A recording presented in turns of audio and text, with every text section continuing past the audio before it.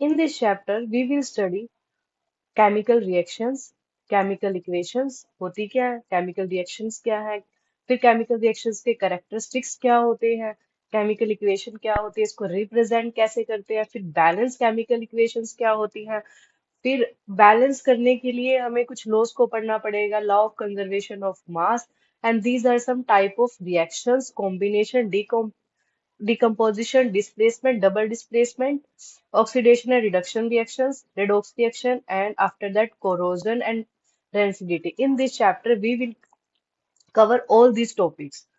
तो उसके लिए सबसे पहले आपके पास एक क्वेश्चन है, आप इसको पोज करके सोच सकते हैं कि how can a shiny magnesium ribbon turn into a white powder after burning. Magnesium ribbon देखा होगा आप लोगों ने अपनी लैब में, जब हम उसको जलाते हैं तो वो एक पाउडर फॉर्म में चेंज हो जाता है। वो क्यों चेंज हो जाता है और इस चेंज होने के फिनोमिना को हम क्या कहते हैं और कैसे जलता है, ये सब हम पढ़ेंगे इस चैप्टर में। तो सबसे पहले हमें इस चैप्टर में केमिकल रिएक्शन पढ़ना है, लेकिन क्यों पढ़ना है, why we need to study chemical reactions. देखो, सब कुछ हमारे चारों तरफ हो रहा है। देखो, डाइजेशन है, खाना खाते हैं उसके बाद डाइजेशन होता है, ठीक है। रेस्पिरेशन है, रेस्पिरेशन क्या है? हम सांस लेते हैं, फिर ऑक्सीजन हमारी बॉडी के अंदर जाती है, ग्लूकोज भी सेल्स में होता है, तो सेल के अंदर जब glucose in the presence of O2 टूटता है तो एनर्जी निकलती है, CO2 भी निकलती है, CO2 भी निकलती है, तो ये रेस्पिरेशन होता है, ये आगे डिटेल में भी पढ़ेंगे। उसके बाद बर्निंग ऑफ फ्यूल होता है, रस्टिंग ऑफ आयरन, यानी जो लोहा होता है उस पे जंग लग जाता है। ये सब हमने फिनोमेना अपने रियल लाइफ में देखे हैं। ये सब एग्जांपल्स है केमिकल रिएक्शंस के। तो ये सब फिनोमेना हमारी रियल लाइफ में हो रहे हैं और ये केमिकल रिएक्शंस के एग्जांपल है। तो हमें then we have to study ना कि केमिकल रिएक्शंस हो क्यों रही है। तो उसके बाद एक क्वेश्चन है अगेन आप लोगों के लिए कि why does milk becomes curd. Milk है, दही जमाते हैं सब लोग, कि मिल्क है वो कर्ड में चेंज हो जाता है, क्यों चेंज हो जाता है, इसके पीछे भी क्या रीजन है। हाँ, इसके पीछे भी केमिकल चेंज ही रीजन है, इसमें भी एक केमिकल रिएक्शन होती है, आप पोस्ट करके सोच सकते हैं। मीनवाइल मैं आपको बता देती हूँ, जो मिल्क होता है उसके अंदर लैक्टोज नाम की शुगर होती है, और that is being converted into lactic acid. वो लैक्टिक एसिड में चेंज हो जाती है तो दही बन जाती है, और जो मिल्क होती है उसकी प्रॉपर्टी अलग होती है और कर्ड की प्रॉपर्टी अलग होती है। ये सब केमिकल रिएक्शंस के एग्जांपल है। अभी अब इतना सब कुछ बार बार केमिकल रिएक्शन उसकी वजह से सब कुछ हो रहा है। We need to study chemical reaction, हम किन किन चीजों को केमिकल रिएक्शन कह सकते हैं। तो what is a chemical reaction. तो केमिकल रिएक्शन ये होता है कि it is a process in which one or more substance react to form a new substance। तो हम कह रहे हैं कि ये सब कुछ केमिकल रिएक्शन की वजह से हो रहा है। जैसे हमने अभी अभी अभी एग्जांपल लिया कि मिल्क है वो किस में चेंज हो गया, कर्ड में, and that is example of chemical reaction. इसका मतलब क्या हुआ कि मिल्क एक सब्सटेंस था, एक सब्सटेंस जब दूसरे टाइप के में चेंज हो जाता है। कर्ड कर्ड है कर्ड एक दूसरे टाइप का सब्सटेंस है, कि जब एक सब्सटेंस चेंज होके क्या बना देगा, एक न्यू सब्सटेंस बना देगा, and that is a example of chemical reaction. तो इसी को हम केमिकल रिएक्शन कहते हैं। बार बार हम कहेंगे सब्सटेंस है वो न्यू सब्सटेंस बना रहा है, क्या हम इनको सब्सटेंस सब्सटेंस बोलते रहेंगे? नहीं, इनको इनके कुछ नेम होते हैं। देखो, केमिकल रिएक्शंस होने से पहले आपने एक और बात है, ये भी, एक सेकंड, सबसे पहले तो यही समझो आप लोग कि ये सब्सटेंस हमने कहीं न्यू सब्सटेंस में चेंज हो गया। But we use the word change हो गया। तो यानी जो चीजें चेंज हो रही है वो कितने टाइप से चेंज हो सकती है। हमने दो टाइप के चेंजेस पढ़े होंगे लोअर क्लासेस में, what is physical change and chemical change. तो दो टाइप के चेंज आपने पढ़े होंगे, physical change and chemical change. ये केमिकली चेंज हो रहे हैं तो ये केमिकल चेंजेस के एग्जाम्पल है। फिजिकल चेंज क्या होते हैं, थोड़ा सा मैं आप लोगों को बता देती हूँ। फॉर एग्जाम्पल, कहाँ लिखते हैं, यहाँ लिख देते हैं। फॉर एग्जाम्पल, ये कोई भी हमारे पास एक वुड है, वुड का एक ब्लॉक है, इसको अगर हम दो टुकड़ों में कन्वर्ट कर देते हैं, चेंज तो हुआ है, ये वुड का बड़ा ब्लॉक था, ये दो ब्लॉक बन गया, इससे एक अलग तरह की कोई चीज बन गई है। मान लो एक सिंपल लकड़ी थी, उससे हमने दो चेयर या फिर एक चेयर या एक टेबल बना दी, तो ये भी चेंज तो हुआ है वुड में। अब ये भी तो एक टाइप का चेंज है। नाउ द क्वेश्चन इज कि फिजिकल चेंज है या केमिकल चेंज, आपको डिफरेंशिएट करना आना चाहिए। देखो, ये वुड थी, वुड का ब्लॉक था, लेकिन जब चेयर और टेबल बनी, हालांकि उसकी शेप चेंज हो गई, है ना, उसका यूज अलग हो जाएगा, लेकिन जिस बेसिक सब्सटेंस से वो बना, किससे बना, वुड से। क्या चेंज होने के बाद ये वुड चेंज हो गई, वुड से क्या ये लोहा बन गया? नो। तो फिजिकल चेंजेस वही होते हैं जिसमें जो ओरिजिनल सब्सटेंस होता है, चेंज के बाद वो नहीं बदलता, दैट आर फिजिकल चेंजेस। और केमिकल चेंजेस वो होते हैं जब कोई सब्सटेंस होता है वो चेंज के बाद एक बिल्कुल ही नया सब्सटेंस बना देता है, न्यू प्रॉपर्टीज आ जाती है। That is example of chemical change. I hope आप लोगों को समझ आ गया होगा। तो और केमिकल रिएक्शन में चेंज होता है, केमिकल रिएक्शन में तो कौन से वाला चेंजेस होते हैं? केमिकल चेंजेस होते हैं। तो एक सब्सटेंस न्यू सब्सटेंस से बनेगा। नाउ द क्वेश्चन इज, क्या हम बार बार सब्सटेंस सब्सटेंस वर्ड यूज करेंगे? नो। तो जो पहला सब्सटेंस है जो पार्टिसिपेट करता है, इसको थोड़ा क्लियर कर लेते हैं, इसको थोड़ा क्लियर कर लेते हैं, एक सेकेंड।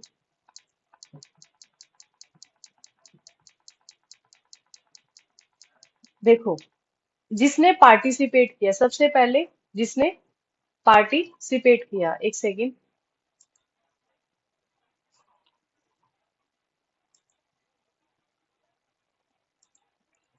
जिस सब्सटेंस ने पार्टिसिपेट किया, जिस सब्सटेंस ने पार्टिसिपेट किया है, और एक सब्सटेंस है जो पार्टिसिपेट करने के बाद जो रिजल्ट आया। जिसने पार्टिसिपेट किया होगा जिस सब्सटेंस ने, उसको तो हम बोलेंगे क्या? रिएक्टेंट। क्या बोलेंगे उसको? रिएक्टेंट। और जो हमारा रिजल्ट आता है, रिजल्ट के बाद जो न्यू सब्सटेंस बनता है, उसको हम बोलेंगे क्या? प्रोडक्ट। क्या बोलेंगे?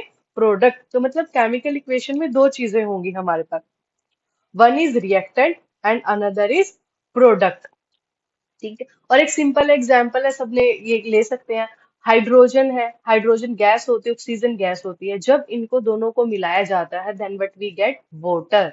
और ये बीच में प्लस का निशान लिखा हुआ, ये एरो का निशान क्यों आया है, ये हम जैसे जैसे आगे बढ़ेंगे जानेंगे।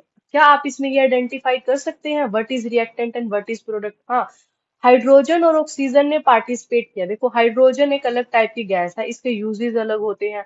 ऑक्सीजन एक अलग टाइप की गैस है, इसके यूजेस अलग होते हैं। और वाटर है, वाटर एक मॉलिक्यूल है, इसके यूजेस अलग होते हैं। देखो, ये अलग अलग सब्सटेंस थे ना, इन्होंने मिलके एक नया सब्सटेंस बना दिया जिसके यूजेस अलग है। तो जो ये चेंजेस हुए हैं, किस प्रकार के चेंजेस हैं? ये केमिकल चेंजेस है, क्योंकि इन्होंने एक नया ही सब्सटेंस बना दिया। अब इनको लिखने के तरीके क्या होते हैं? why we use plus sign here, why we use arrow sign here, we will know it later. अभी तक आपको एक क्लियर है यहाँ पर कि केमिकल रिएक्शन में क्या होगा? ऐसा प्रोसेस, एक सब्सटेंस न्यू सब्सटेंस में चेंजेस होगा। हमने ये पढ़ लिया कि केमिकल रिएक्शंस को पढ़ना क्यों जरूरी है, ये देख लिया कि केमिकल रिएक्शन होती क्या है। Now we need to understand why it occurs. Chemical reactions होती ही क्यों है? ये है जो ये एटम्स है, ये मॉलिक्यूल्स, ये एटम्स है, ये एक मॉलिक्यूल बना रहे हैं, केमिकल रिएक्शन हुई क्यों? जब हमने इन दोनों को मिक्स किया तो ये वाटर क्यों बना? आइए ये जानते हैं। Now the question is why chemical reactions occur. Chemical reaction हो ही क्यों रही है? हमने ये तो पढ़ लिया कि जो रिएक्टेंट्स हैं और ये प्रोडक्ट बना रहे हैं, और हम इसी से सीख रहे हैं कि इसी का एग्जांपल लेके हम पढ़ने की कोशिश करेंगे। जैसे हाइड्रोजन, ऑक्सीजन है, ये रिएक्टेंट्स और प्रोडक्ट बन रहा है H2O। ये एटम्स है और ये मॉलिक्यूल्स बन रहा है। एटम मॉलिक्यूल्स क्या होते हैं आप लोगों ने प्रीवियस क्लासेस में पढ़ा होगा। तो क्या करते हैं, कोई भी एटम और कोई भी मॉलिक्यूल हो, वो क्या करते हैं? वो स्टेबिलिटी की ओर जाने की कोशिश करते हैं। और स्टेबिलिटी में कैसे जाएंगे? ये हाई एनर्जी स्टेट में रहते हैं। सबसे पहले तो ये क्या करते हैं? लो एनर्जी स्टेट में जाने की कोशिश करते हैं।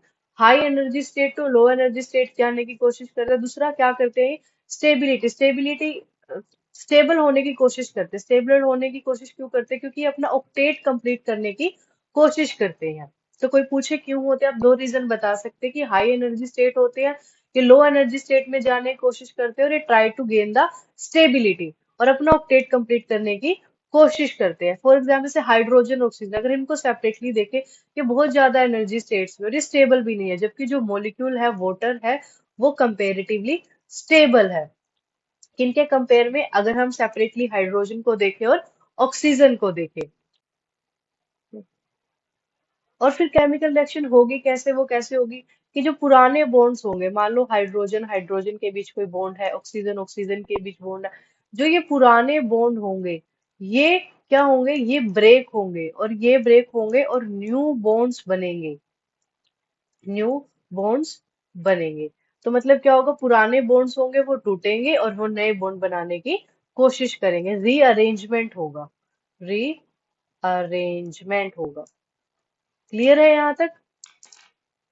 क्या क्या कैरेक्टरिस्टिक्स हो सकते हैं केमिकल रिएक्शन के? तो जब एक केमिकल रिएक्शन होगी तब चेंज इन स्टेट होगा। चेंज इन स्टेट मतलब first that can be in solid, after reaction मतलब जब रिएक्शन हो जाएगी यानी रिएक्शन एक चेंज हो जाएगा, उसके बाद वो लिक्विड में भी चेंज हो सकता है, वो गैस में भी चेंज हो सकता है, और गैस है तो लिक्विड में भी बदल सकती है और सॉलिड में भी। तो चेंज इन स्टेट होगा, उससे हम पता लगा सकते हैं कि केमिकल रिएक्शन हुई है। चेंज इन कलर, कलर में चेंज हो सकता है। मान लो हमने कोई सब्सटेंस लिया, पहले वो ग्रीन कलर का था, हम कुछ चेंजेस किए उसके अंदर, उसके बाद उसका कलर चेंज हो गया व्हाइट। तो कलर चेंज हुआ, इससे पता लगा सकते हैं कि मे बी वहां पे केमिकल रिएक्शन हुई है। इवोल्यूशन ऑफ गैस, आपने भी देखा होगा कभी टीवी में, मूवीज में, कभी देखा कोई कुछ ना कुछ दो चीजों को मिलाता है और उसके अंदर से अचानक से धुआं उठने लगता है, दैट धुआं इज अ गैस। तो जब केमिकल रिएक्शन होगी तब उसके अंदर से गैस भी निकल सकती है। चेंज इन टेम्परेचर मतलब मान लो शुरू में हमने कोई सब्सटेंस लिया है, एक सब्सटेंस लिया है, अब इसके अभी तक ये ठंडा है, मान लो हमने इसके अंदर कुछ ऐड कर दिया, ऐड करने से थोड़ी देर बाद देखा ये कैसा फील हो रहा है, हॉट, यानी कि इसका टेम्परेचर बढ़ गया है, टेम्परेचर चेंज हो गया। तो चेंज इन टेम्परेचर से भी पता लगा सकते हैं। Formation of precipitate, formation of precipitate मान लो हमने दो लिक्विड को ऐड किया, प्रेसिपिटेशन क्या होता है वो समझते हैं। दो लिक्विड को ऐड किया हमने कुछ भी, और या लिक्विड के अंदर सॉलिड भी मिक्स किया हो सकता था, वो भी हो सकता है। जब हमने इन दोनों को इस टेस्ट ट्यूब में डाला, हम इसको डालेंगे, ऊपर सारा लिक्विड नजर आएगा, नीचे छोटे छोटे से हमें दाने दाने से नजर आएंगे, जो नीचे होंगे that will be called precipitate. तो क्या हर एक केमिकल रिएक्शन में इनमें से क्या हमें कोई एक चेंज मिलेगा? नहीं, वन और मोर दीज चेंजेस, एक या दो चेंज भी सेम रिएक्शन में हो सकते हैं या होते भी हैं। तो जो ये चेंजेस होते हैं ये इंडिकेट करते हैं कि केमिकल रिएक्शन हुई है। तो आपके लिए क्वेश्चन है, how can we know that a chemical reaction has occurred? अब आप इसका सवालों का जवाब दे सकते हैं। First, a new substance will be form, then a change can, state of change can be change, change in colour, evolution of gas हो सकता है, टेम्परेचर बदल सकता है, प्रेसिपिटेट बन सकता है। आप इस क्वेश्चन का जवाब दे सकते हैं, एग्जाम पॉइंट ऑफ व्यू से भी इंपॉर्टेंट है। अब सबसे पहले हमने क्वेश्चन पूछा था कि मैग्नीशियम रिबन को जलाया जाता है, मैग्नीशियम रिबन को जलाया जाता है तो क्या होता है? अब तो आपको समझ आ गया होगा कि केमिकल रिएक्शन हुई, क्योंकि वो रिबन था वो सॉलिड था, तो उसकी स्टेट में एकदम से पाउडर बन गया, कलर भी उसका चेंज हो गया, तो केमिकल रिएक्शन तो है। अब आप उसका जवाब दे सकते हैं। अब पहले इनको पढ़ लेते हैं। जलाने के लिए जिसका इस्तेमाल किया जाता है, इसके साथ ये पाइप कनेक्टेड है, इसके अंदर से कोई गैस आ रही है, उससे वो जलेगा, दिस इज कॉल्ड बर्नर। क्या बोलते हैं इसको? बर्नर। और जैसे मान लो ये क्या था इसके हाथ में, इसके हाथ में था बड़ा सा मैग्नीशियम रिबन। अब इसको हम मान लो हाथ से डायरेक्टली पकड़ रहे हैं, हाँ, तो इसको और आग में जला रहे हैं, तो हमारा हाथ भी जल सकता है ना। तो इसको पकड़ते हैं किसकी हेल्प से? टोंग की हेल्प से। ये है हमारा टोंग, मोर और लेस आपको सीजर जैसा दिख सकता है ये। और ये है इसके टोंग से क्या पकड़ा हुआ? Magnesium ribbon. जो ये व्हाइट व्हाइट है ये होता है हमारा वॉच ग्लास, वॉच ग्लास ले सकते हैं, या फिर इसकी बजाय आप चाइना डिश भी ले सकते हैं। और इसके इसको नीचे रखते हैं कि जो पाउडर बन होगा वो इसके नीचे आके इसमें गिर जाएगा। तो अब देखते हैं रिएक्शन हुई कैसे होगी। सबसे पहले हमने क्या करना है, एक मैग्नीशियम रिबन लेना है। एक चीज याद रखनी है, मैग्नीशियम रिबन जब रखा रहा है तो वो उसके ऊपर एक परत जमी हुई होती है, ग्रे कलर की परत जमी हो सकती है। वो क्यों जमी हो सकती है? क्योंकि जो मैग्नीशियम है ये एक रिएक्टिव मेटल है। मेटल और नॉन मेटल तो आई होप आप लोगों को पता होगा, आपने नाइन्थ में भी पढ़ा होगा। एक रिएक्टिव मेटल है। मान लो ये पड़ी हुई है, हवा में क्या है? O2, O2, O2, तो ये इसको रिएक्ट कर जाती है, O2 से रिएक्ट कर जाती है, और रिएक्ट करने के बाद इस पर एक परत जल जाती है, परत जम जाती है। और अगर वो इस परत से डायरेक्टली हम जलाने की कोशिश करेंगे तो ये नहीं जलेगा। तो क्वेश्चन भी आएगा कि why we need to clean this layer from the magnesium ribbon, इसको साफ करना क्यों जरूरी होता है? Because it can cause hindrance, hindrance cause कर सकता है, यानी जलाने मतलब जलना मुश्किल हो सकता है इसकी वजह से। पहले इसको साफ किया जाता है, उसके बाद इसको जलाया जाता है। और जलाने के लिए सबको पता है, सबसे पहले जलाने के लिए किस चीज की आवश्यकता होती है? कौन सी गैस नीड है जलाने के लिए? O2 की ही नीड है। तो हम क्या किए, मैग्नीशियम रिबन लेंगे, बर्नर जलाएंगे, जब ये जलेगा तब एकदम से ब्राइट कौन से कलर की लाइट प्रोड्यूस होगी, ब्राइट वाइट फ्लेम प्रोड्यूस होगी। और वाइट ही ऐश मतलब राख आप कह सकते हैं, वो जो कि इस वॉच ग्लास में इकट्ठी हो जाएगी। तो ये भी एक प्रकार की क्या हुई, केमिकल रिएक्शन क्यों हुई, एक तो हमने देखा कि इसके अंदर लाइट प्रोड्यूस हुई है। अब जलने के बाद ये गर्म भी हो जाएगा, यानी इसका टेम्परेचर भी चेंज हो गया है ना, इसकी स्टेट भी चेंज हो गई है, और जो सब्सटेंस है वो भी अलग बन गया है। तो ये हो गई एक प्रकार की केमिकल रिएक्शन। तो देखो न्यू सब्सटेंस इसमें बनेगा, देखो न्यू सब्सटेंस इसमें बनेगा, और इसमें क्या होगा, चेंज इन इसमें कलर होगा, रिलीज होगा, लाइट होगी, हीट बोला, हीट होगी तो इस वजह से गर्म भी हो जाएगा। तो ये सब थे ना पॉइंट्स हमने पढ़े थे कि पता लगा सकते हैं केमिकल रिएक्शन हुई या नहीं, तो इस पर केमिकल रिएक्शन हुई है। Why does magnesium ribbon burn with a white dazzling flame? में क्वेश्चन आपके पेपर में आ सकता है, अब आपको इसका जवाब मिल गया होगा, आप बता सकते हैं कि जब इसको जलाया जाता है इन द प्रेजेंस ऑफ एयर, ये व्हाइट लाइट देता है। और आपको पूछोगे क्या हर मेटल व्हाइट लाइट देगी, हर देगी नहीं, अलग अलग मेटल अलग अलग देगी। किसके अंदर कौन कौन से कलर की लाइट्स होती है, तो ये सब आप हायर क्लासेस में पढ़ेंगे। मैग्नीशियम का आपको याद रखना है कि व्हाइट फ्लेम देता है।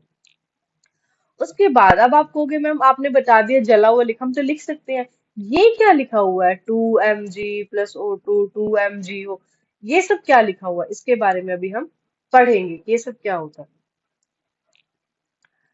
उसके बाद हम पढ़ेंगे what is a chemical equation. Equation सबको पता होगा, मैथ में हम लिखते हैं 2 + 2 है ना =4।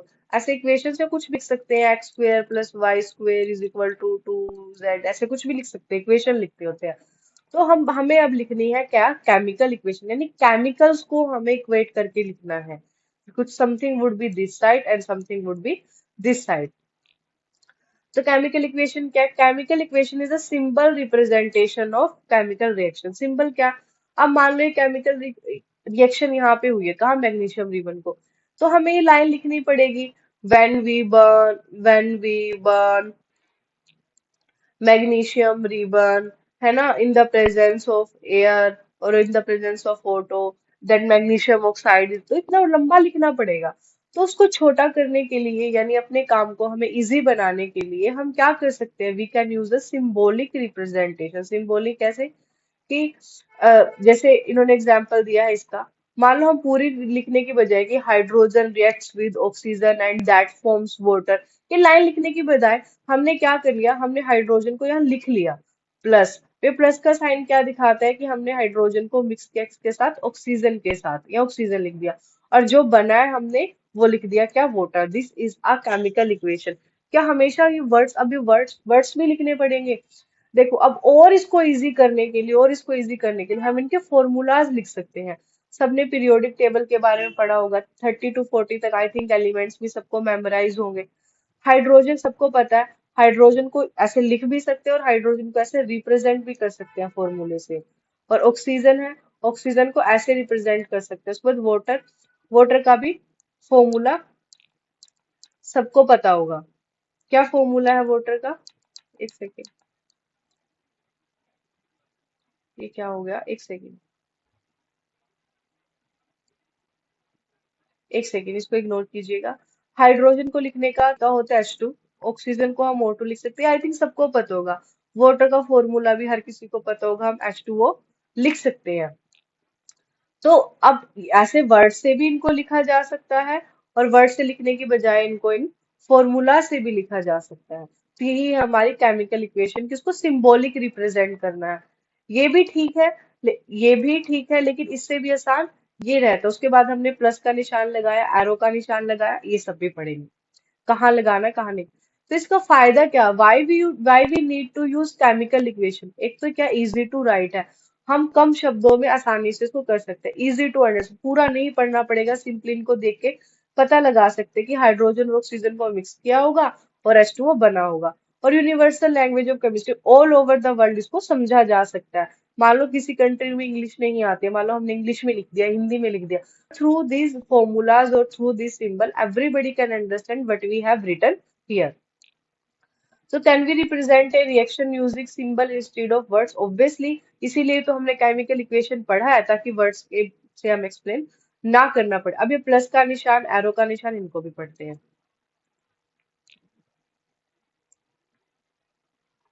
देखो, मान लो हमने किया ये वर्ड इक्वेशन थी हमारी, इसको या वर्ड इक्वेशन क्यों बोला, क्योंकि वर्ड्स को जोड़ के लिखा है। ये प्लस का साइन, हमें पता है कि केमिकल इक्वेशन होने के लिए हमें रिएक्टेंट की नीड है, रिएक्टेंट की नीड है।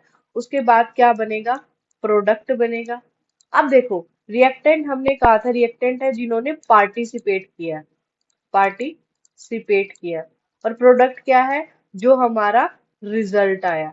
अब पार्टिसिपेट आया, रिजल्ट आया, उसके बीच में कुछ चेंज हुआ ना, जो चेंज होगा, जो चेंज होगा और जिस डायरेक्शन में चेंज होगा, देखो इन्होंने पार्टिसिपेट किया, इधर तो चेंज नहीं हो, चेंज इस तरफ हो रहा है। जिस तरफ चेंज हो रहा है, for that we will use arrow, arrow this side होगा, चेंज के लिए हम एरो दिखाते हैं। और पार्टिसिपेट, अब पार्टिसिपेट तो एक सब्सटेंस भी कर सकता है, दो भी कर सकता है, तीन भी। ऐसे ऐसे कैसे लिख सकते हैं, तो एक दो तीन, अभी इन लोगों ने पार्टिसिपेट किया, इनको यूज करने के लिए हम वर्ड बीच में यूज कर देते हैं प्लस का साइन, जैसे हाइड्रोजन प्लस ऑक्सीजन। अब इसके बीच में कुछ चेंज हुआ है, चेंज के लिए हम दिखाएंगे एरो, और जो बना है क्या हमारा प्रोडक्ट, प्रोडक्ट का फॉर्मूला लिख देंगे H2O। ऐसे लिख सकते हैं। अब कोई पूछे कि वर्ड इक्वेशन भी ठीक थी, केमिकल इक्वेशन, ये दो अलग अलग क्यों यूज थे, सिंपल सा फॉर्मूला कि वर्ड इक्वेशन के लिए हमें नेम्स यूज करने पड़ते हैं। और ये भी अगेन देखो, हाइड्रोजन लिखना कितना लेंथी होगा, और H2 लिखना कितना इजी होगा, है ना, टाइम भी हो सकता है, और इतना साइंटिफिक भी नहीं है। अगेन ये हाइड्रोजन इंग्लिश लैंग्वेज में लिखा हुआ है ना। तो और केमिकल इक्वेशन से क्या होगा, ये इसके लिए सिंबल्स यूज कर सकते हैं, इसके शॉर्ट आसानी से लिखा जा सकता है, कम टाइम में लिखा जा सकता है, और मोर साइंटिफिक, इसको ऑल ओवर द वर्ल्ड इसको समझा जा सकता है। आई थिंक अब आपको ये भी समझ आ गया होगा कि प्लस का निशान क्यों यूज करते हैं, एरो का निशान क्यों यूज कर सकते हैं, और ये सिंबल्स क्यों यूज किए हैं हमने। उसके बाद, which method is easier for scientist around world, आप बताइए, वर्ड इक्वेशन लिखना बेटर है, वर्ड इक्वेशन लिखना बेटर है, केमिकल इक्वेशन लिखना बेटर है, या फिर डायरेक्ट वो जो हम डेफिनेशन लिख रहे थे वो लिखना बेटर है। बताइए क्या लिखना बेटर है। उसके बाद पढ़ते हैं हम प्रोडक्ट्स एंड रिएक्टेंट। आप अभी तक आपको पता लग गया होगा प्रोडक्ट एंड रिएक्टेंट्स, उनको recall. Substance that take part in reactions, जो रिएक्शन में पार्ट लेंगे वो होंगे हमारे क्या, रिएक्टेंट्स। जो बन जाएगा वो क्या होगा, हमारा सब्सटेंस। अब आप ये मत सोचेगा मैम, अभी तो आपने लिखा था H2 + O2 is equal to 2H2O, और इसमें क्या लिख दे, यहाँ पर 2 लग गया, यहाँ पर 2 लग गया, ये कैसे आया है, इसको भी अभी पढ़ते हैं। तो यानी जो पार्ट लेंगे, पार्ट इन्होंने लिया हाइड्रोजन ऑक्सीजन, इनको रिएक्टेंट बोलेंगे, यानी जो बना है substance after reaction after changes, उसको हम बोलेंगे प्रोडक्ट। तो और इसको याद रखना है, अब कोई ये भी पूछ सकता है कि प्रोडक्ट हमने इस तरफ क्यों नहीं लिख दिया, प्रोडक्ट हमने इस तरफ क्यों नहीं लिख दिया, रिएक्टेंट इधर क्यों नहीं लिख दिया। जो ये एरो होता है, इस एरो के लेफ्ट हैंड साइड हमेशा होगा क्या, रिएक्टेंट, हमेशा याद रहे। और इस एरो के राइट हैंड साइड हमेशा होगा क्या, प्रोडक्ट। ये याद रखना आप लोगों को। Which substance disappear and which substance are form, अब डिसअपियर कौन से होंगे, रिएक्टेंट जिनको हमने पार्टिसिपेट किया था। अब इन्हीं में चेंज हो गए तो कोई नई चीज बनती है, अब जब ये नई चीज बन गई क्या ये बचेगी, नहीं। तो डिसअपियर कौन होगा, तो डिसअपियर होंगे रिएक्टेंट्स, और सब्सटेंस जो बनेंगे वो होंगे प्रोडक्ट। आप इन क्यूरियोसिटी को खुद भी पोस्ट करके पहले आंसर दे सकते हैं, और बाद में आप सुन सकते हैं। उसके बाद है स्केलेटल केमिकल इक्वेशन। अब कहोगे यहाँ mg लिख दे, चलो हाइड्रोजन से ही लिखते हैं। मान लो H2 + O2 H2O, ये लिखा है हमने। अब इसको हम बोलेंगे स्केलेटल केमिकल इक्वेशन की। स्केलेटल हमने कि ऊपर ऊपर से इसको बता दिया किसने पार्टिसिपेट किया, क्या बना। लेकिन इसको स्केलेटन क्यों कह रहे हैं, क्या और भी कोई केमिकल इक्वेशन के नेम होंगे, हाँ एक और नेम आएगा क्या, बैलेंस्ड। बैलेंस नेम से ही बता रहे, नहीं दो बैलेंस हो गया, कहाँ, एरो के दोनों तरफ, इसको स्केलेटन बोल रहे, क्यों। अब आप देखिए, अब देखो एटम्स ने पार्टिसिपेट किया है ना। एटम्स आई होप सबको पता होंगे क्या होते हैं, किसी एलिमेंट का स्मॉलेस्ट पार्ट होता है एटम।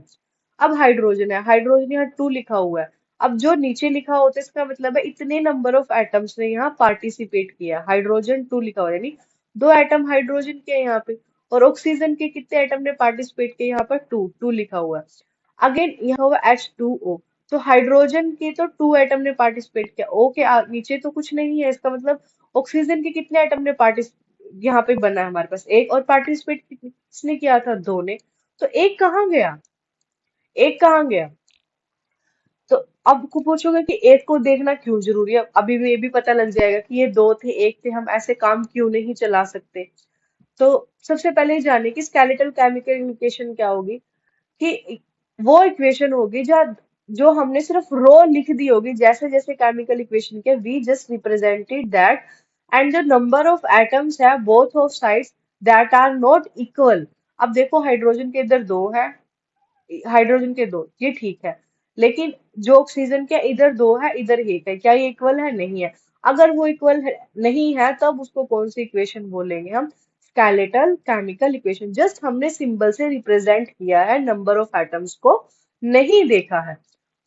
और देखा देख क्यों रहे हैं, क्योंकि नंबर ऑफ एटम्स दोनों साइड इक्वल होने जरूरी है। और इक्वल होने क्यों जरूरी है, देखो 9th क्लास में आपने पढ़ा होगा, देखो सिंपल सी बात है, इसमें मान लो हमने दो कॉइन रख दिए, ठीक है, उसके बाद कुछ डाला, चेंज हो गया, क्या कुछ भी हो गया, इनका कलर चेंज हो गया, ये जिस चीज से बने थे वो चेंज हो, कुछ भी चेंज हो गया, क्या रिएक्शन के बाद इस बीकर के अंदर से दो कॉइन खत्म हो सकते हैं, क्या एक कॉइन रह सकता है, नहीं। जो भी एक कॉइन से इन्हीं के अंदर चेंज होकर कुछ नया सब्सटेंस बनेगा, लेकिन इनका नंबर कैसे कम हो सकता है, नंबर कम नहीं हो सकता। और नंबर कम क्यों नहीं हो सकता, आपने conservation of law of conservation of मास पढ़ा होगा। लॉ ऑफ कंजर्वेशन का मतलब होता है जितना रिएक्शन से पहले था उतना ही रिएक्शन के बाद रहे, कंजर्वेशन कुछ भी नहीं जाए। मास सबको पता होगा, हाइड्रोजन, जैसे हाइड्रोजन का मास 1 होता है, H2 का कितना हो जाएगा, 2 हो जाएगा, है ना। हाइड्रोजन का मास इधर 2 है, और रिएक्शन के बाद कितने एटम थे, 2 थे, तो 2 का मास कितना हो गया, 2, हाइड्रोजन का मास तो बैलेंस हो गया।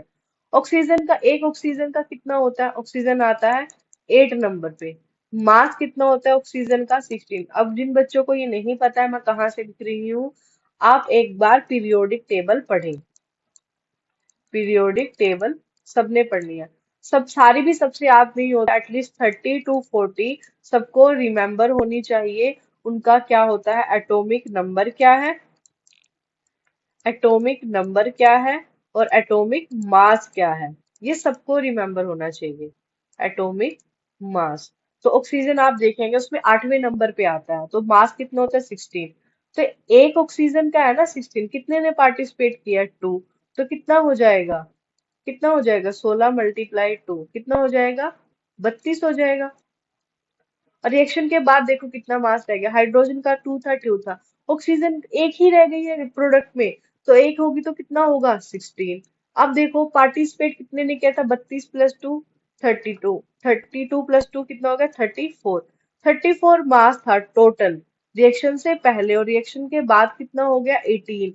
अब गायब थोड़ी कुछ हो सकता है, ये आपने हमेशा याद रखना है केमिकल रिएक्शंस में, कि जितना मास होगा मास उतना ही रहेगा, मास चेंज नहीं होगा। और हमें टोटल मास नहीं, मतलब टोटल मास मैंने कर दिया, लेकिन आप टोटल से नहीं देखेंगे, आप देखेंगे इंडिविजुअल मास, कि हाइड्रोजन का मास पहले 2 था, यहाँ 2 था, ये ठीक है, लेकिन इसका पहले 32 था, ये 32 नहीं है। मास को हमें इक्वल करना पड़ेगा, तब जाके हमारी केमिकल रिएक्शन सही होगी, ठीक है। तो लॉ ऑफ कंजर्वेशन मास को हमें देखना पड़ेगा। Why the equation for burning magnesium is still incomplete, अब आप देखो ये क्यों इनकम्प्लीट है, मैग्नीशियम है, ये एक नंबर पे एक है, ये यहाँ पे भी एक है, रिएक्शन के बाद यहाँ पे भी एक है, चलो ये ठीक है, लेकिन ऑक्सीजन के अगेन कितने एटम है, दो, कितने हैं, दो, और यहाँ कितने हैं, 1। अब देखो एटम भी इक्वल नहीं है, अगर एटम इक्वल नहीं है तो क्या भी इक्वल नहीं होगा, इनका मास इक्वल नहीं होगा। अब क्या जो चीज डाली थी, डली हुई चीज गायब थोड़ी हो सकती है, गायब नहीं होगी, वो एक फॉर्म से दूसरी फॉर्म में चेंज हो जाएगी। फॉर्म चेंज हो सकती है, बट गायब या डिसअपियर नहीं होगी, दैट विल नॉट डिसअपियर।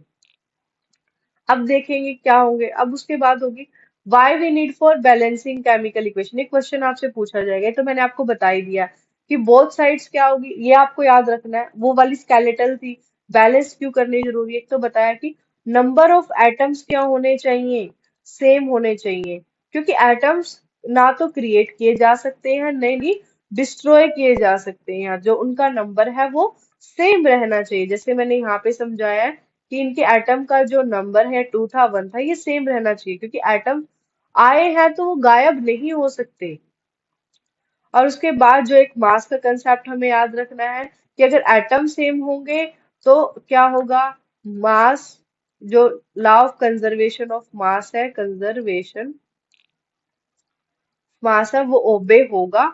अगर सेम नहीं है तो ये भी ओबे नहीं होगा। तो number of atom should be same. कोई पूछे why we need for balancing, आप ये लिख सकते हैं। तो कैन एटम बी क्रिएटेड और destroyed during a chemical reaction? अब आप इसका जवाब खुद दे सकते हैं। डिस्ट्रॉय हो सकते हैं? नो, नहीं हो सकते। अब आएगा लॉ ऑफ कंजर्वेशन ऑफ मास। ये भी मैंने आपको समझा दिया है कि अगर एटम क्रिएट और डिस्ट्रॉय नहीं हो सकते तो मास भी ना क्रिएट हो सकता है ना डिस्ट्रॉय हो सकता है। जो टोटल मास है रिएक्टेंट का वो प्रोडक्ट के हमेशा बराबर होना चाहिए, यानी कि टोटल जो मास है वो कांस्टेंट रहता है आफ्टर केमिकल इक्वेशन। जैसे मैंने यहाँ करके दिखाया था, इधर 34 था एंड में और ये 18 रह गया था, किसका, इसका, हाइड्रोजन और O2 का। क्या इसमें सेम रहा था? नहीं रहा था। लेकिन ये सेम होना चाहिए, इसीलिए इक्वेशन बैलेंस्ड नहीं थी, ये वाली इक्वेशन स्केलेटल थी।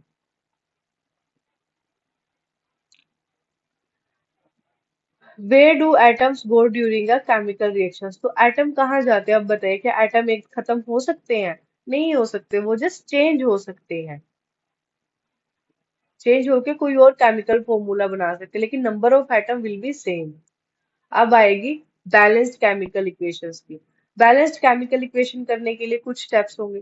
सबसे पहले तो हमें जो रो इक्वेशन थी हमारी वो लिखनी पड़ेगी, यानी स्केलेटल इक्वेशन लिखनी पड़ेगी। जैसे हाइड्रोजन का ही एग्जांपल ले लेते हैं। हाइड्रोजन थी, ऑक्सीजन थी, मिलाया और क्या बन गया, वाटर बन गया। लिख लेंगे, पहला स्टेप कंप्लीट। फिर नंबर ऑफ एटम्स काउंट करेंगे। हाइड्रोजन, अब यहाँ पे हम लिख सकते हैं ऐसे, एटम्स,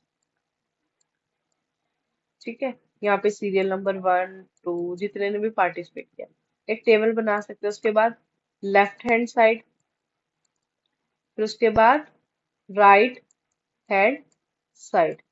लेफ्ट हैंड साइड कहाँ से देखना है, एरो से।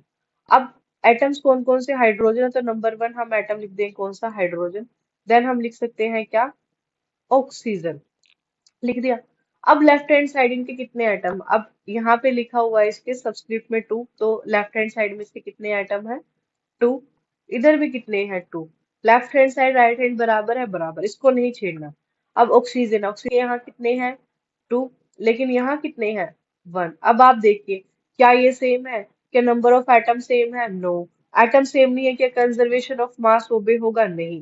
तो इसको क्या करना पड़ेगा, बैलेंस करना। कोई पूछे ना कि ये बैलेंस नहीं, इसको बैलेंस करना क्यों जरूरी है, आप वो दोनों रीजन दे सकते, एटम वाला भी और मास वाला भी। और आप जैसे मैंने वो निकाल के दिखाया था वो आप निकाल के भी दिखा सकते हैं। वो 34 था, एक तरफ 18 बना था, वो भी आप दिखा सकते हैं। तो अब ये काउंट करें, अब हमने क्या करना, अब ये इक्वल तो नहीं है लेकिन इक्वल तो करने पड़ेंगे। अब इक्वल करने के लिए भी याद रखना आपको, ना प्लस करना है ना ही माइनस करना है, ये हमें नहीं करने। हम क्या यूज कर सकते हैं, मल्टीप्लाई यूज कर सकते हैं। मल्टीप्लाई भी कर सकते हैं, डिवीजन, लेकिन सबसे इजी हमारा मल्टीप्लाई रहता है, हमें सिर्फ मल्टीप्लीकेशन का यूज करना है। अब ये 2 है, ये 1 है, सबसे इजीएस्ट वे क्या हो सकता है ऑक्सीजन को 2 करने के लिए, ये बिना अभी ये मत कहना 1 + 1 करके भी 2, प्लस और माइनस नहीं यूज करना है। सिंपल तरीका, यहाँ 2 है, यहाँ 1, हम क्या कर सकते हैं, मल्टीप्लाई कर सकते हैं, किससे, 2 से, ये भी 2 हो जाएगा। अब यहाँ पर 2 हो गया, तो अब हमें यहाँ पर भी 2 करना। अगेन फिर से हम एक बार इस केमिकल इक्वेशन को लिखेंगे, स्केलेटल वाली को, H2 + O2 कई बच्चों को बहुत बार करने के बाद भी समझ नहीं आता, but it is the easiest method, आप इजीली आप इसको समझ सकते हैं। हमने जहां पर 2 लगाया वहां पर आपको 2 करना है। अब जब जो भी हम ये इनको बोलते हैं कोफिशिएंट्स, जो हम लाए हैं, ये कांस्टेंट नंबर्स लाए हैं। अब जो भी 2 लाएंगे, जैसे ऑलरेडी यहाँ पर 2 था, अब यहाँ पर 2 कभी नहीं लिखेंगे। मान लो ये O है, इसके यहाँ 2 कभी भी नहीं लिखेंगे। हम कहाँ पर ऐड करेंगे, इनके फ्रंट में ऐड करना है हमेशा हमें। तो इसके फ्रंट में 2 ऐड करने के लिए हमें इसके फ्रंट में, चलो हमने यहाँ 2 लिख दिया, लेकिन इसके यहाँ 2 लिखने से अब क्या हो गया, अब जो भी फ्रंट में लिखा होगा, मान लो ये H2 है, H2O, अब ये देखो टू आई स्पेशली एच के लिए, ऑक्सीजन के लिए कुछ नहीं था। अगर मैंने इसके यहाँ टू आगे लगा दिया है टू, तो ये टू सबके लिए है, एच के लिए भी है, ओ के लिए भी, हाइड्रोजन के लिए भी टू है। अब एक टू यहाँ पे एक टू, इसको काउंट कैसे करेंगे? हमेशा इन दोनों को हमने क्या करना है, मल्टीप्लाई करना है। तो हाइड्रोजन के अब कितने एटम बन गए हैं? फोर। और ऑक्सीजन के कितने हो गए हैं? कितने हो गए? टू। यहाँ पर बैलेंसिंग के लिए कभी भी मत लिखिएगा, ये याद रखिएगा। तो ये और ये मल्टीप्लाई टू फोर। अब ये मैं सोच रहा टू प्लस टू फोर क्यों नहीं आया? मल्टीप्लाई से ही आता है ये। ऑक्सीजन के टू हो गया, हो गया। अब फिर से जाइए अपनी इस बैलेंसिंग के पास आप। अब ऑक्सीजन तो कितने हो गए हैं हाइड्रोजन के? टू मल्टीप्लाई टू करके इधर लिख दीजिए फोर। ओ सॉरी, यहाँ पर नहीं लिखना है, ये हुआ है right hand side. Right hand side आया ना टू, तो फोर इसके राइट हैंड साइड हुआ, टू मल्टीप्लाई टू। मल्टीप्लीकेशन का ही यूज होगा, प्लस माइनस नहीं कीजिएगा। फोर हो गया। अब यहाँ कितना है? टू। अब इसके साथ ना इंसाफी हो गया, नीचे वाला तो बैलेंस हो गया, टू मल्टीप्लाई करके टू हो गया।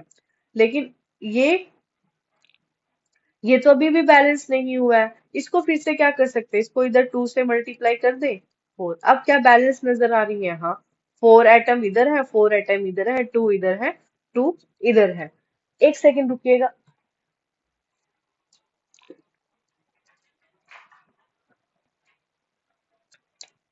हाँ, टू इधर है। अब अब क्या होगा? अब हमने टू मल्टीप्लाई किया, अब अगेन लेफ्ट हैंड साइड पे चेंज किया ना, फिर से लेफ्ट हैंड साइड पे आइए। अब टू, अब कहेंगे टू।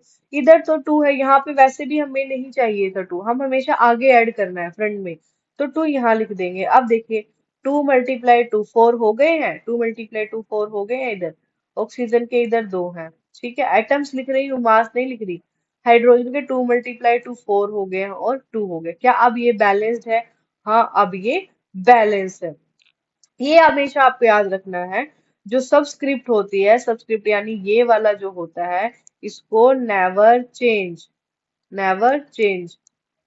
इसको छेड़ना ही नहीं है, हमेशा आपको कहाँ लगाना? फ्रंट में लगाना है। इसको चेंज कर सकते हैं तो इनको कोफिशिएंट बोलते हैं। तो याद रखना, only coefficients are change, subscript can never be change.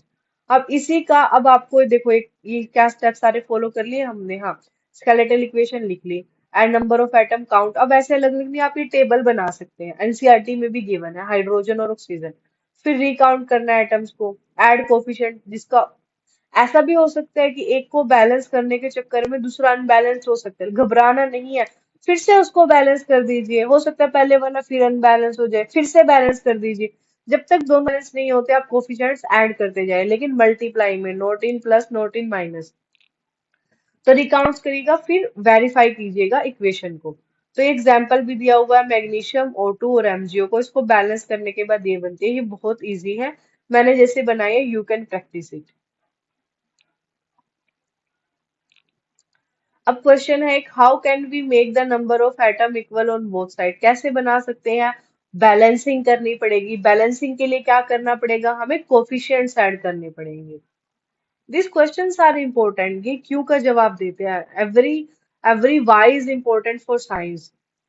अब उसके बाद ये और कुछ एग्जांपल्स दिए हुए हैं, FeH2O, है ना, Fe3O4H2। अब इनको देखो, एक और हम करके देख सकते हैं। अगेन स्केलेटल इक्वेशन ये लिखी हुई है, इसको यही लिखे रहते हैं, हम सिर्फ टेबल बना लेते हैं अपनी। क्या लिख सकते हैं इधर?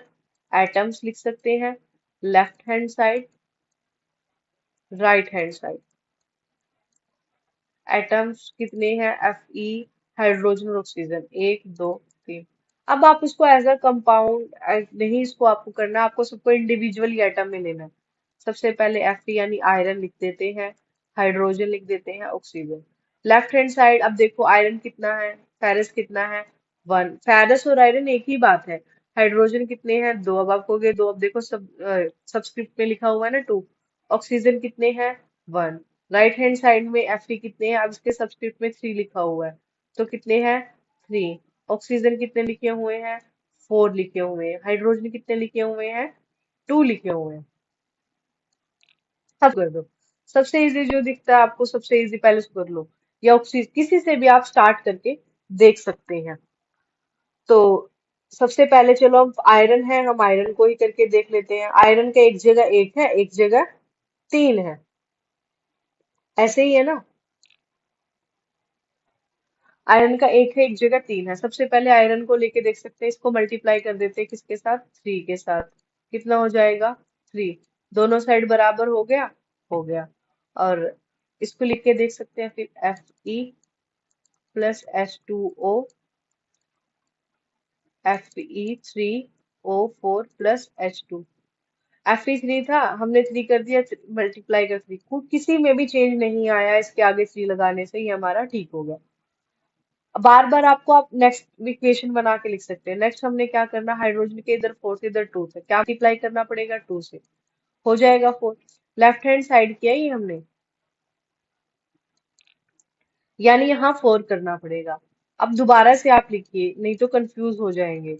इसमें भी लिख सकते हो तो इसमें लिखो, लेकिन कंफ्यूजन से बचना है तो आप बार बार लिख सकते हो, एक एक स्टेप दिखा के।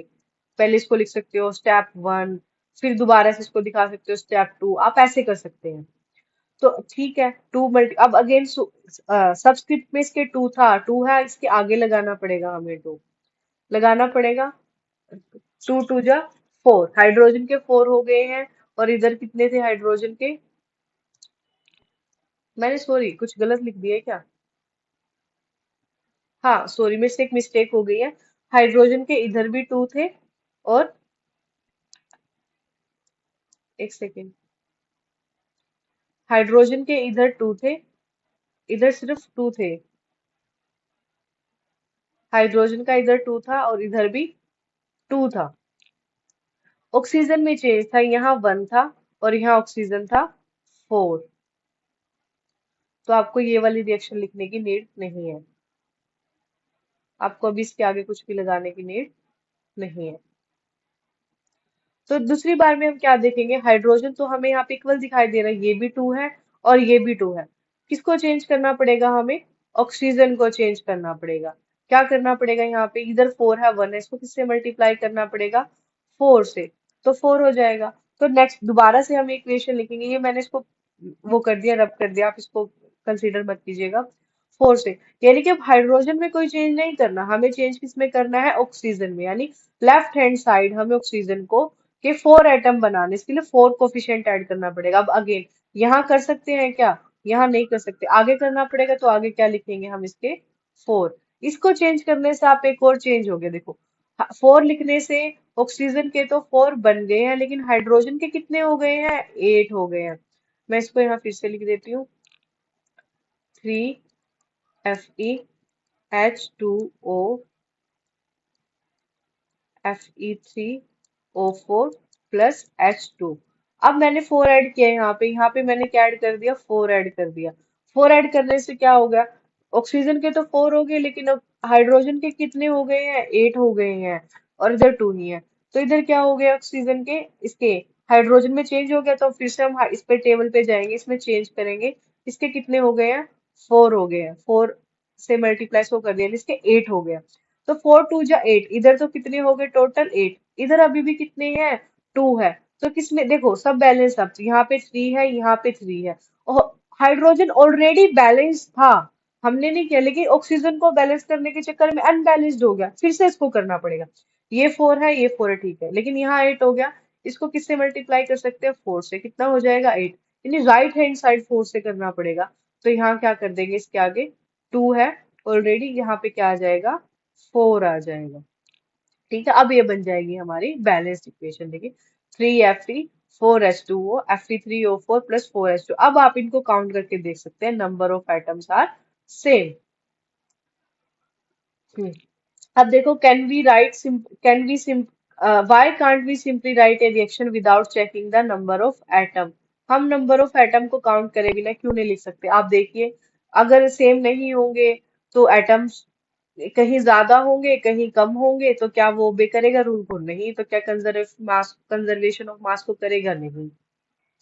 तो इस तरीके से आप, कुछ क्वेश्चंस भी हैं आपके लिए, आप इनको, ये कुछ और एग्जांपल्स हैं, आप इनको भी कर सकते हैं, सोल्व कर सकते हैं।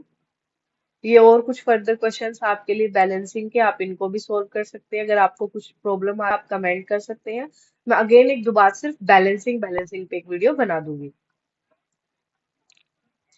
अब उसके बाद हमने पढ़नी है क्या, टाइप्स ऑफ केमिकल रिएक्शन। अब केमिकल रिएक्शन हमें पता लग गया कि केमिकल रिएक्शन में क्या होंगे, कि कुछ रिएक्टेंट्स पार्टिसिपेट करेंगे, रिएक्टेंट पार्टिसिपेट करेंगे, उसमें कुछ चेंज होगा और प्रोडक्ट बन जाएगा।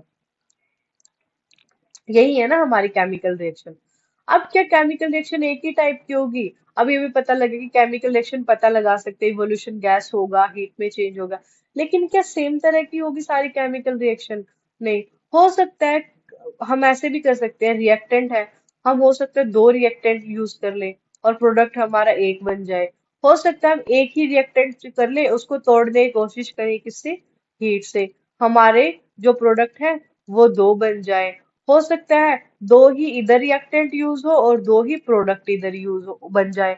मतलब क्या एक ही तरीके से तो केमिकल रिएक्शन नहीं हो सकती कि रिएक्टेंट को यूज करना है हमें दो को और एक प्रोडक्ट बन जाए। अलग अलग तरीके से केमिकल रिएक्शन हो सकती है। केमिकल रिएक्शन सिंपली ये है, हमें कुछ रिएक्टेंट्स को यूज करना है, with with using the reactant there can be some changes, उन चेंजेस के बाद there will become a product, एक प्रोडक्ट बन जाएगा, लेकिन वो किसी भी तरीके से बन सकता है। इस कितने टाइप की पढ़नी है हमें? ये सारी केमिकल रिएक्शन पढ़नी है, combination reaction, decomposition reaction, displacement और डबल डिस्प्लेसमेंट। जैसे इनके नेम है वैसे ही इनका काम है, तो इससे ज्यादा कंफ्यूज होने की नीड नहीं है। और एग्जाम पॉइंट ऑफ व्यू से आपको, अभी तो देखो हम सिर्फ ये पढ़ेंगे कि कॉम्बिनेशन रिएक्शन क्या होती है, मैं आपको डिटेल में पढ़ा दूंगी। पेपर में कैसे दे सकते हैं, आपको कोई एग्जाम्पल दे सकते हैं केमिकल रिएक्शन का और पूछ सकते हैं ये कौन सी रिएक्शन है इनमें से। क्या सारी केमिकल रिएक्शन एक ही तरीके से होंगी? नहीं होती। अब आप देख भी लेंगे जब बहुत सारी रिएक्शंस पढ़ेंगे एक तरीके से होंगे नहीं होंगी। सबसे पहले है कॉम्बिनेशन रिएक्शन। ये सिंपल एक इंग्लिश का वर्ड है। कॉम्बिनेशन मतलब कि हमें क्या करना है, कंबाइन करना है। कंबाइन, अब केमिकल रिएक्शन पढ़ रहे हो, ऑब्वियसली कंबाइन करेंगे किनको? रिएक्टेंट्स को करेंगे। अब रिएक्टेंट भूल तो नहीं गए, रिएक्टेंट वो होते हैं जो पार्टिसिपेट करते हैं, पार्टिसिपेट करते हैं। कंबाइन करेंगे, हम क्या कर सकते हैं, देखो, हमें दो या दो से अधिक जो हमारे वो होंगे, क्या होंगे, रिएक्टेंट होंगे, हमें उनको कंबाइन करना पड़ेगा। अब जब कंबाइन कर रहे हैं तो एक ही बनेगी ना कंबाइन, कंबाइन कर ही इसीलिए रहे हैं ताकि एक चीज बन जाए। तो नाम ही बता रहा कॉम्बिनेशन रिएक्शन, कि जिसके अंदर टू और मोर सब्सटेंस या फिर टू और मोर रिएक्टेंट क्या करेंगे, कंबाइन करेंगे, that will form a single product.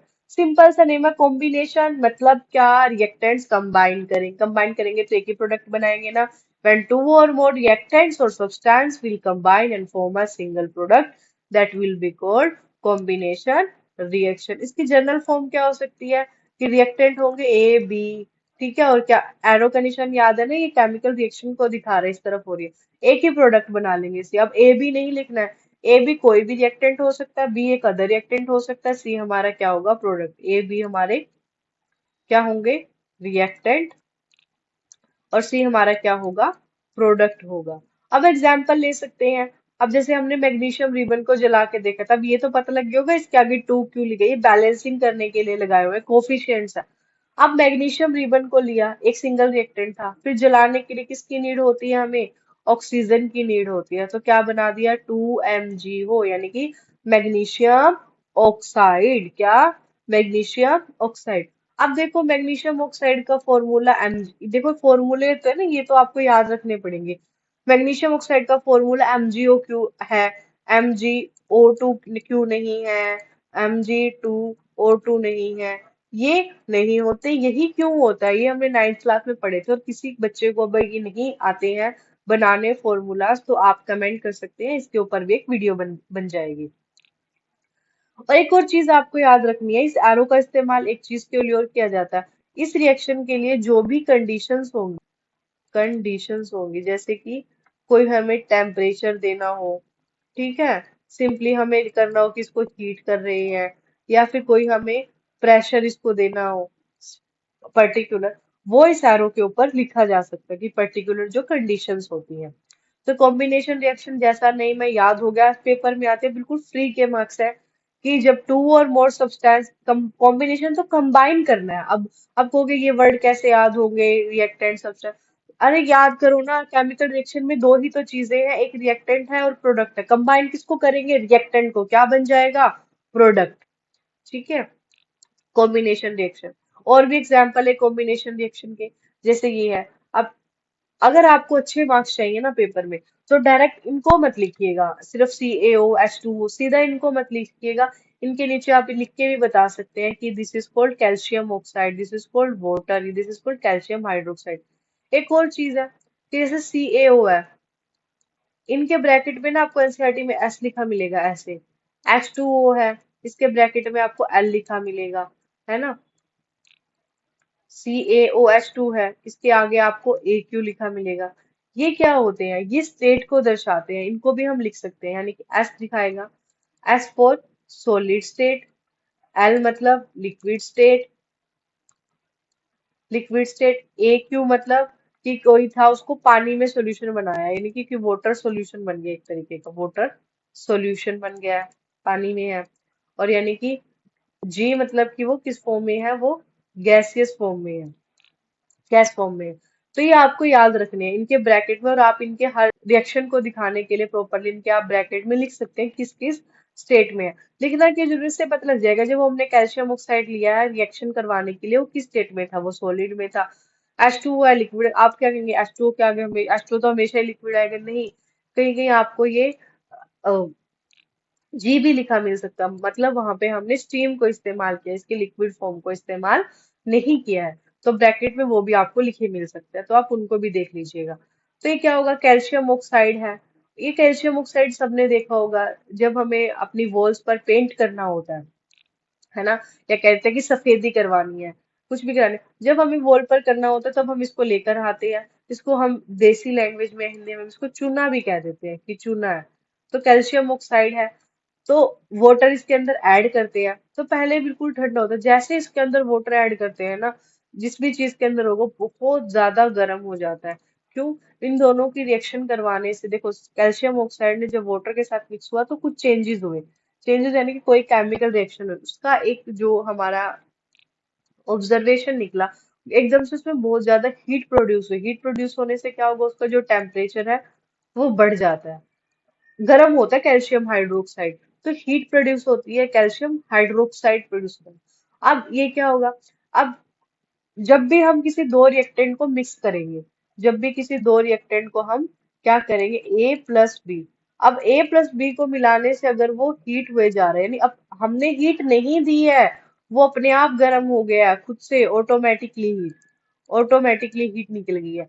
जिनके अंदर से ऑटोमेटिकली हीट निकलेगी, उसको एक और नाम से बुला सकते हैं, दैट इज कॉल्ड एक्सोथर्मिक, या कॉम्बिनेशन है तो कॉम्बिनेशन है, खाली एक्सोथर्मिक रिएक्शन भी बोल सकते हैं। एक्सो मतलब बाहर, यानी आउट हुई है, एक्सो मतलब आउटसाइड, ठीक है। और थर्मिक मतलब कि आउटसाइड टेम्परेचर, मतलब बाहर हीट निकली है, टेम्परेचर रेज हुआ, आउटसाइड हीट। जिस रिएक्शन में बाहर की ओर हीट निकलेगी that will be called exothermic reaction. और ये वाली एक टाइप की कॉम्बिनेशन रिएक्शन थी, that's why we will call it exothermic combination reaction. याद रहेगा, एक्सोथर्मिक मीन्स हीट रिलीज निकली, एक्सो मीन्स आउट बाहर की ओर, थर्मिक मतलब it is related to thermal मतलब टेम्परेचर हीट। एक और वर्ड मिलेगा आपको, दैट इज एंडोथर्मिक। एंडो का मतलब क्या होता है, एंडो का मतलब होगा इनसाइड, मतलब अंदर की ओर। थर्मिक मतलब हीट, कि कोई भी रिएक्शन होगी उसके लिए हम खुद से हीट देंगे, that will B endothermic reaction. Simple सा फंडा याद रखने का, याद रह जाएगा, एक्सोथर्मिक, एक्सो एक्स मतलब बाहर आउटसाइड, ये याद रख लेना। एंडो मतलब अंदर, अंदर की ओर, दिए हमने हीट। अब ये एक्सोथर्मिक रिएक्शन के एग्जांपल्स है कुछ, कि ऐसी रिएक्शंस जिसके अंदर क्या रिलीज होगी, ऐसी रिएक्शंस जिसमें क्या रिलीज होगी, हीट एनर्जी रिलीज होगी, बाहर निकलेगी, एक्सो मतलब आउट, बाहर निकलेगी, that will be called exothermic reaction. अब जिन भी चीजों को हम जलाने की कोशिश करते हैं वो सारी ही तो एक्सोथर्मिक होती है। मान लो बर्निंग ऑफ कोल, कोल है, ठीक है, हमने उसको थोड़ी सी आग दे दी, हमने कोल को क्या कर दिया, थोड़ी सी फायर दे दिया, जला दिया, तो फायर निकलती भी है। हम्म, निकलती भी है। लेकिन बर्निंग ऑफ कोल के लिए हम उसको खुद से भी बर्न कर देते हैं, देनी भी पड़ती है और हमें मिलती भी है। उसके बाद बर्निंग ऑफ LPG, ये याद रखना है आपको, रेस्पिरेशन, ये पूछा जाएगा कि रेस्पिरेशन, अब इनके अंदर से एनर्जी रिलीज होती है, जब कोल को जलाते हैं तो एनर्जी रिलीज होती है ना, और बर्निंग ऑफ एलपीजी है तो भी एनर्जी रिलीज होती है, एक्सोथर्मिक। लेकिन इन दोनों के लिए हमें देनी भी पड़ती है। रेस्पिरेशन इसके लिए हमें देनी नहीं पड़ती, सिर्फ एनर्जी रिलीज होती है। कैसे? देखो, there are two terms, one is breath, one is respiration, one is breath, one is respiration. Both are different. कैसे हैं बोथ आर डिफरेंट? ब्रीथ, हम सिंपली क्या कर रहे हैं, ब्रीथ कर रहे हैं, हम सांस ले रहे हैं, दैट इज ब्रीथ। कोई कहता है कि रेस्पिरेशन ब्रीथ है, नहीं, ये सिंपली एयर को अपने अंदर लेना is breath. Respiration is the process that occur inside our body. इस रेस्पिरेशन में क्या होता है कि पेपर में क्वेश्चन भी आता है, why respiration is called exothermic, why respiration is called exothermic reaction. Simply क्या याद रखना है, अब हमने क्या किया, हम लोगों ने ब्रीथ किया, ब्रीथ किया, क्या होगी, O2 बॉडी में चली गई। उसके बाद क्या होगा, हमने डाइजेशन, डाइजेशन चल रहा होगा, ठीक है। डाइ ऐसा नहीं है कि डाइजेशन जब खाते तभी होता है, वो बॉडी में रहता है। डाइजेशन के बाद कुछ ना कुछ जो उसके अंदर के न्यूट्रिएंट्स होंगे, यानी कि जो हमारा कार्बोहाइड्रेट होगा, फैट होगा, प्रोटीन होगा, वो सब एब्जॉर्ब कर लिया जाएगा। डाइजेशन के बाद क्या होगा, उसका एब्जॉर्ब होगा, एब्जॉर्ब कर लिया जाएगा। उसके बाद उसको थ्रू ब्लड, थ्रू ब्लड हर एक सेल के अंदर पहुंचा दिया जाएगा, और ऑक्सीजन भी थ्रू ब्लड इस सेल के पास पहुंच जाएगी। सेल के पास क्या होगा, फोर्स से कि सेल के पास क्या पहुंच गया है, ग्लूकोज पहुंच गया है। ग्लूकोज एक प्रकार का कार्बोहाइड्रेट है, ग्लूकोज पहुंच गया है, ग्लूकोज सेल के पास पहुंच गया है। अब क्या होगा, क्या भी पहुंच गया इसके पास, ऑक्सीजन भी पहुंच गया। तो जब ग्लूकोज भी ऑक्सीजन भी, तो ऑक्सीजन की प्रेजेंस में ग्लूकोज टूटता है, दैट गिव्स अस एनर्जी। इससे CO2 भी प्रोड्यूस होती है, H2O भी निकलता है, और साथ में हीट यानी कि एनर्जी भी निकलती है। दैट्स वाई जो रेस्पिरेशन है, it is called exothermic reaction. अब कि अब यही क्वेश्चन होता है कि लेते तो हम बॉडी में ऑक्सीजन है, बदले में क्या निकल रही है, CO2। CO2 कहाँ से आई, CO2 रेस्पिरेशन के प्रोसेस से आई। और डिटेल में कैसे होता है ये हम जब हम बायोलॉजी के चैप्टर करेंगे हम तब पढ़ेंगे। अभी के लिए आप इतना याद रखना कि ग्लूकोज ईच सेल के पास जाता है, ऑक्सीजन जाती है, ऑक्सीजन के प्रेजेंस में ग्लूकोज टूटता है, it breaks down and it gets converted into carbon dioxide, water and heat. Heat is released, that's why it is called exothermic reaction. So उसके बाद है क्वेश्चन है, why do we feel warm near fire? जो हमारी क्या है, आग पे जला रखी है, हम वार्म, हम गर्म फील करते हैं, क्यों? क्योंकि जो फायर है उसके अंदर से क्या निकल रही है, हीट निकल रही है, एक्सोथर्मिक रिएक्शन है, that's why we feel warm. तो आगे और भी रिएक्शंस हैं, हम इसको कंटिन्यू करेंगे नेक्स्ट चैप्टर में, सब रिएक्शंस को पढ़ेंगे। अगर आपको यहाँ तक कोई डाउट हो, कुछ रह गया हो, तो आप कमेंट कर सकते हैं, हम उसको या कुछ समझ नहीं आया हो, हम उस पर दोबारा भी वीडियो बना सकते हैं। Thank you and please subscribe this channel.